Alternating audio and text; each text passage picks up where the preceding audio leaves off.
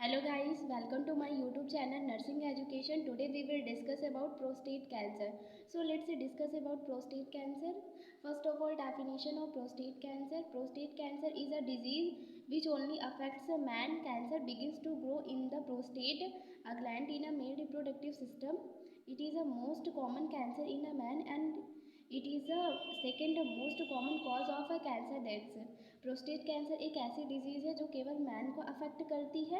Cancer prostate में start होता है जो कि मेल रिप्रोडक्टिव सिस्टम की एक ग्लैंड है और यह मैन में पाया जाने वाला कॉमन कैंसर है और कैंसर से होने वाली डेथ का यह सेकेंड कॉमन कॉज है। प्रोस्टेट कैंसर एक ऐसी डिजीज़ है जो केवल मैन को अफेक्ट करती है। यह प्रोस्टेट में स्टार्ट होती है और प्रोस्टेट मेल रिप्रोडक्टिव सिस्टम की एक ग्लैंड है और यह मैन में पाया जाने वाला कॉमन कैंसर है और कैंसर से होने वाली डेथ का यह सेकेंड कॉमन कॉज है। This is the definition of prostate cancer.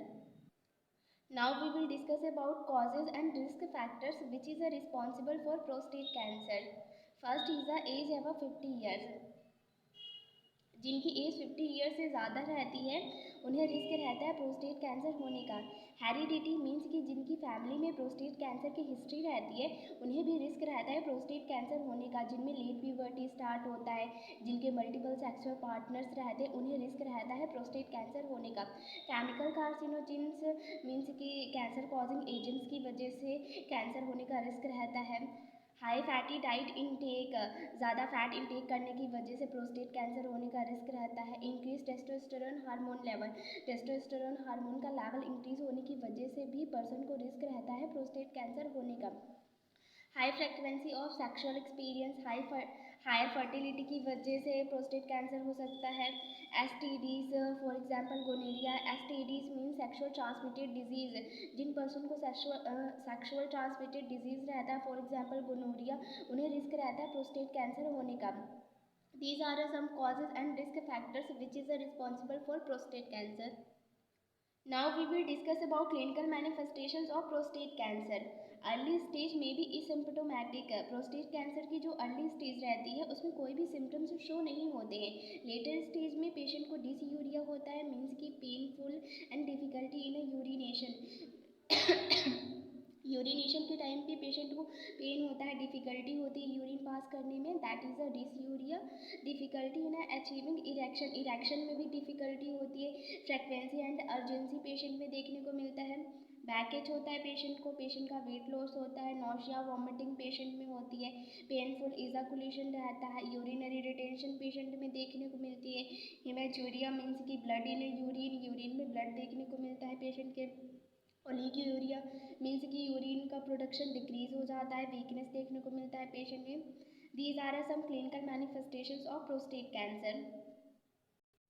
Now we will discuss about diagnostic evaluations of prostate cancer.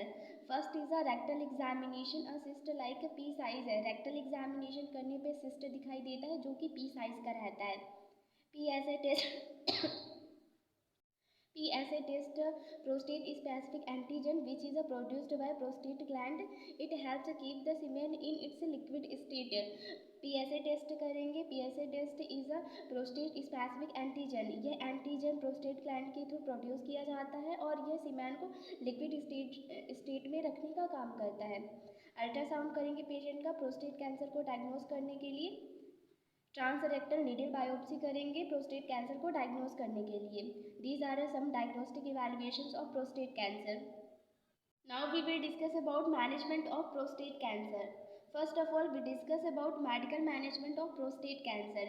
इसमें पेशेंट को एंटी एंड्रोजन थेरेपी प्रोवाइड करेंगे for example flutamide. Anti androgen therapy में patient को flutamide provide करेंगे। Hormonal therapy में patient को oestrogen therapy provide करेंगे। This is the medical management of prostate cancer. Now we will discuss about surgical management of prostate cancer. इसमें patient का radial prostatectomy surgery करेंगे। Radical prostatectomy surgery में entire prostate gland को remove किया जाता है surgically, उसके साथ साथ सराउंडिंग लिम्फ नोड्स को भी सर्जिकली रिमूव किया जाता है। That is a radical prostatectomy. Radiation therapy provide करेंगे प्रोस्टेट कैंसर के ट्रीटमेंट के लिए। रेडिएशन थेरेपी में बीम्स ऑफ रेडिएशन का यूज़ किया जाता है कैंसर सेल्स को डिस्ट्रॉय करने के लिए।